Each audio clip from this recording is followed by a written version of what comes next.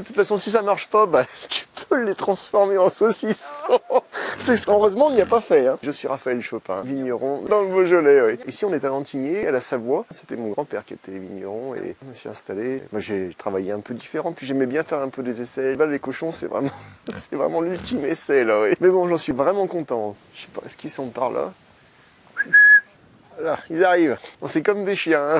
Voilà, ça c'est Pumba, ça. Donc ça c'est le mâle et ça c'est la mère, ça. Bonjour madame. Hein, ça c'est les petites dernières.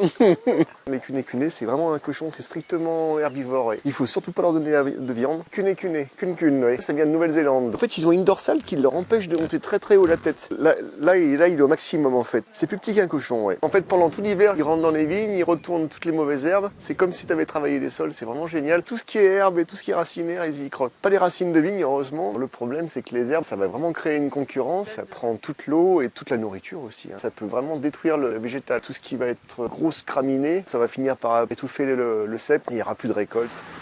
La parcelle devant la maison, on était à deux doigts de l'arracher. C'était vraiment des verres avec des pentes un peu trop difficiles. On n'avait pas la possibilité de travailler les sols. Puis la vigne était en train de mourir complètement. Et là, en un an, elle a cuné. Ça a vraiment bien marché. Enfin, ils ont enlevé toutes les grosses mottes. C'est comme si on avait tout pioché, sauf qu'en plus, ils mangent les racines. T'es débarrassé après. Et ça repousse naturellement. Ils apportent aussi de la fumure. Il y a 3 ans en arrière, c'était tout comme ça. C'était un cauchemar. Hein. La vigne, juste avant les vendanges, elle a été poussée comme ça à peu près. Alors que maintenant, tu vois, elle est beaucoup plus jolie, ouais. Tu vois, il y a plus de trèfle. Maintenant, on a retrouvé tout un écosystème qui est beaucoup mieux, en fait. C'est fou, hein. Au niveau de l'écologie, je pense qu'on peut pas faire mieux. On est vraiment sur l'équilibre parfait entre la nature et puis le végétal, et puis nous, l'humain, en fait. T'en as donné à combien de vignerons déjà? Ça va faire 6 vignerons, 7 vignerons cette fois-ci, ouais. Tu les donnes par paire? Ouais, par paire, ça reste des animaux très sociaux, et c'est comme pour nous, on serait un peu malheureux tout seul, oui. Hein?